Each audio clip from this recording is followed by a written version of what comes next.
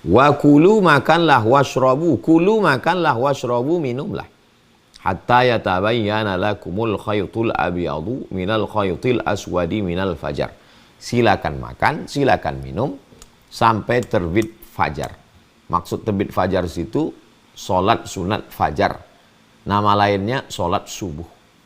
Sampai azan subuh. Start puasa itu ketika azan subuh. Jadi ketika azan subuh berkumandang, Allahu Akbar, Allahu Akbar, maka tidak boleh lagi makan. Kalau ada orang yang sedang makan, mulutnya berisi makanan, terdengar suara azan, Allahu Akbar, maka dia keluarkan yang ada di mulutnya itu. Keluarkan, gosok gigi, bersih. Karena kalau dia telan, batal puasanya. Karena sudah masuk waktu puasa. Ada ustadz yang mengatakan, kalau sedang makan, terdengar suara azan, maka telanlah. Itu maksudnya azan dulu, zaman dulu ketika azan berkumandang, waktu belum masuk. Masuknya waktu subuh itu ketika pada hayya 'alas shalah. Ada jenis azan begitu zaman dulu. Oh, sebentar lagi nih. Nanti di agak-agak pas hayya 'alas shalah baru masuk. Allahu Akbar, Allahu Akbar. Waktu subuh belum masuk. Dia sedang makan, angkat telanlah. Tapi sekarang di Indonesia, di mana-mana, Allahu Akbar itu waktu sudah masuk. Maka siapapun yang mendengar Allahu Akbar, azan subuh, maka keluarkanlah. Karena kalau ditelan, batal puasa. Bagaimana dengan imsak 10 menit sebelum azan subuh? Itu dalilnya dari pertanyaan kepada Sayyidina Anas bin Malik. Wahai Anas bin Malik, ya, kapan Nabi menahan makan? Kata Anas bin Malik, khamsina ayatan, di agak-agak kira-kira 50 ayat sebelum azan subuh. Setelah dihitung-hitung, 50 ayat sebelum azan subuh itu tidak terlalu cepat, tidak terlalu pelan, itulah dia 10 menit. Ambil jalan tengah 10 menit sebelum azan subuh, waktu ihtiyat, hati-hati lampu kuning. Jadi paling bagus, sangat bagus sekali kalau sudah 10 menit menjelang azan subuh, gosok gigi, bersih, baca Quran. Tapi kalau kebetulan terlambat, maka 10 menit sebelum azan subuh dia terbangun, silakanlah makan. Tapi jangan sampai masuk azan masih makan, dikhawatirkan batal puasanya. Makna puasa adalah imsakun nafsi, menahan diri, anil mahzurati, dari semua yang membatalkan puasa, min tulu'il fajri, dari mulai terbit fajar, azan subuh, ila ghurubis syamsi, sampai tenggelam matahari. Lalu kemudian setelah itu masuklah puasa. Dari mulai azan subuh sampai azan maghrib. Maka ketika itu tahanlah semua yang membatalkan puasa. Di antara yang membatalkan puasa adalah idkhalu syai' ilal jauf, memasukkan sesuatu ke dalam rongga. Masuk ke dalam rongga, mulut atau hidung. Kalau dalam mazhab Syafi'i, lobang-lobang dalam badan ini termasuk dari dubur, termasuk dari telinga, termasuk dari mata, itu batal puasa. Maka kita hindarkan itu semua. Man rubba sha'imin laisa lahu min siyamihi illal ju'. Berapa banyak orang yang puasa tak dapat apa-apa dari puasanya, hanya lapar saja. Nah, ini termasuk orang yang puasanya sah, tapi tak ada pahalanya karena ghibah, bicara aib orang lain, karena namimah, karena mengadu domba, karena melihat yang tidak halal, karena emosi marah. Falyaqul inni sha'im. In syatamahu ahadun, kalau ada yang mencaci makinya, au qatalahu, atau ngajak kelahi, falyaqul, hendaklah dia menjawab, inni sha'im, inni sha'im. Saya sedang puasa, saya sedang puasa. Ini tentang larangan-larangan puasa yang mesti dihindari supaya kita tidak rusak puasa. Makanan, minuman, kemudian berhubungan kelamin, atau menyebabkan keluarnya sperma, maka batal puasa. Ini semua dijaga. Lalu kemudian adapun tentang masuknya sesuatu ke dalam badan seperti suntikan, maka dilihat dulu. Saya sudah menerjemahkannya ke dalam 30 fatwa seputar Ramadan. Saya ambil dari 3 ulama. Pertama Syekh Atiyah Saqar, Mufti Al-Azhar. Yang kedua Syekh Yusuf Al-Qaradawi almarhum yang masih hidup. Yang ketiga Syekh Ali Jum'ah. Jadi kalau puasanya itu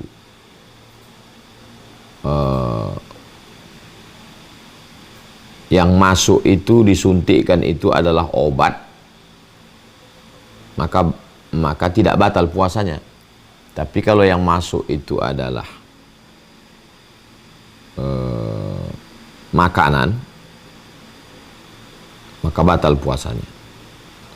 Kalau yang masuk itu adalah infus makanan, batal puasa. Tapi kalau yang masuk itu obat, maka tidak batal puasanya. Tentang masalah menggosok gigi, kalau sebelum tergelincir matahari, maka tidak batal puasanya. Kalau setelah tergelincir matahari, makruh. Yang dikhawatirkan batal itu kalau mubalaghat, berlebih-lebihan, berkumur-kumur sampai ke tenggorokan. Kalau hanya sekedar berkumur-kumur, keluarkan lagi, maka tidak batal puasa. Tapi berhati-hati lebih baik. Al-ihtiyat al-ahwat, mengambil langkah hati-hati.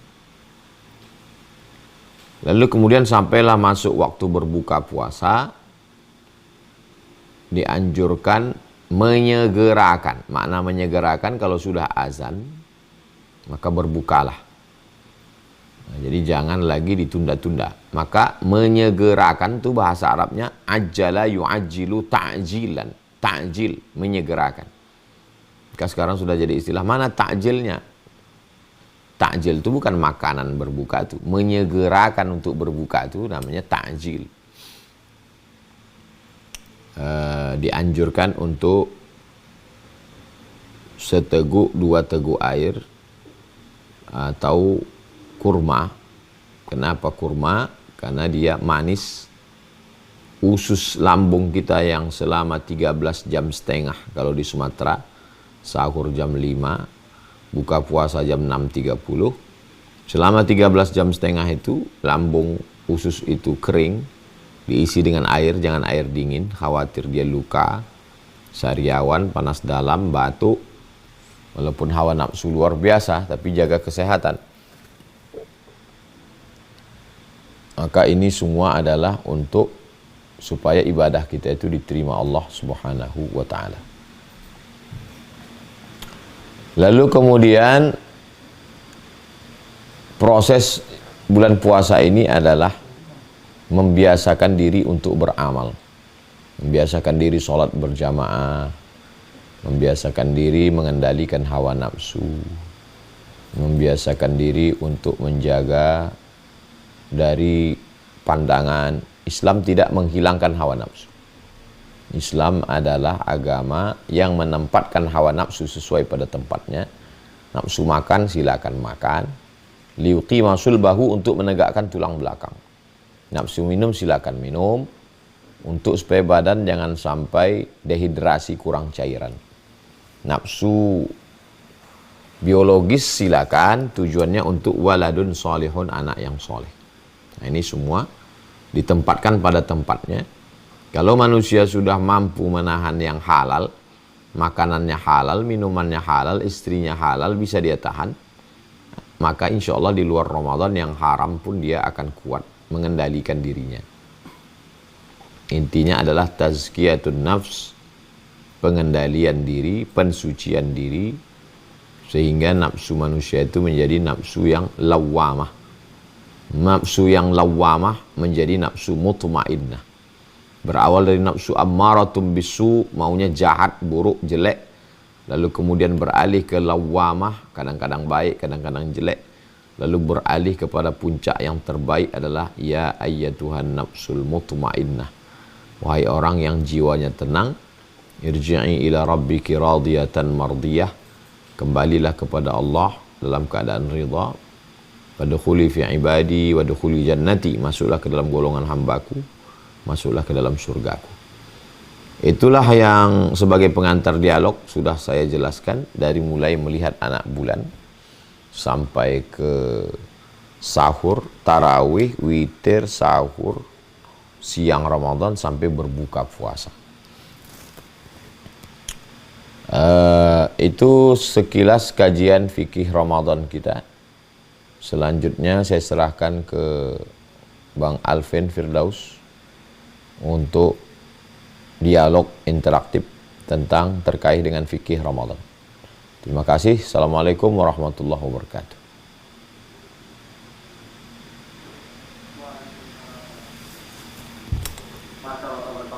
Alhamdulillah kita sudah dapat banyak sekali mengantar tadi ya terkait fikih Ramadan ini.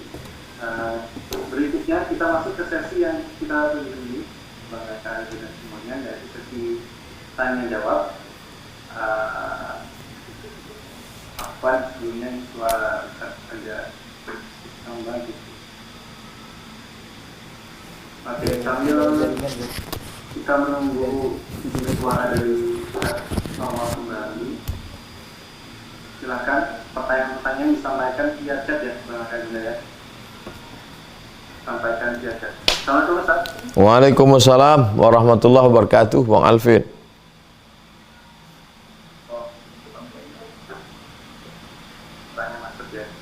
Videonya enggak.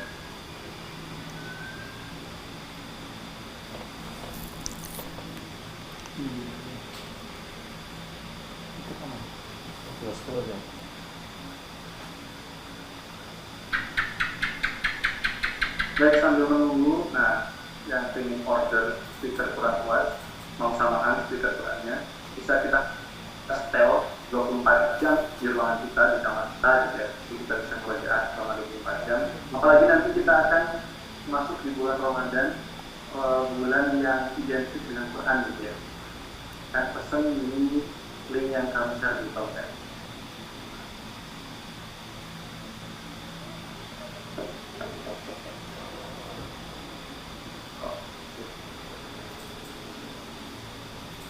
Saya langsung bacakan pertanyaannya. Pertanyaan pertama,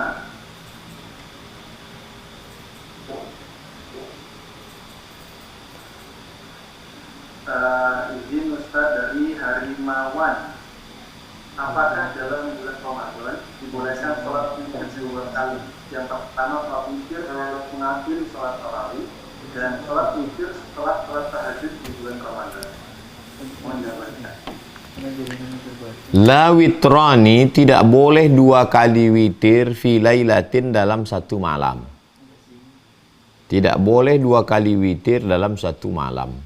Jadi kalau sudah sholat witir di masjid bersama imam, maka nanti pulang malam, bangun tidur, sholat sunat wudu, sholat sunat taubat, sholat sunat tahajud, sholat sunat hajat, dan lain-lain, tidak witir lagi.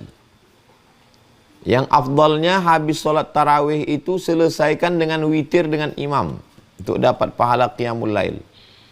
Jangan keluar habis tarawih, selesaikan dengan witir dengan imam di masjid. Pulang ke rumah tidur. Nanti malam tetap bangun lagi sholat. Bangun sholat sunat wudu, sholat sunat taubat, sholat sunat tahajud, sholat sunat hajat, tapi tidak witir lagi. Bagi yang mau witir lagi, sudah witir di masjid, bangun malam dia mau witir lagi di rumah, caranya sholat dia 1 rakaat untuk menggenapkan witirnya yang di masjid tadi. Di masjid dia sudah witir 3 rakaat. Maka pulang dia ke rumah tidur, pas bangun dia sholat sunat 1 rakaat. Niatnya menggenapkan witir yang tadi 3 jadi 4 jadinya. Habis itu dia pun sholat tahajud. Setelah sholat tahajud, witir lagi 3. Jadi dengan demikian malam itu witirnya jadi 7. Sholat witir 3, tambah 1 penggenap witir yang 3 tadi jadi 4. Sholat witir lagi 3. Jadi 7 rakaat witirnya malam itu. Cara itu disebutkan Imam At-Tirmidzi dalam kitab Jami' At-Tirmidzi atau Sunan At-Tirmidzi. Demikian tentang masalah witir malam Ramadan, Bang Alvin Firdaus.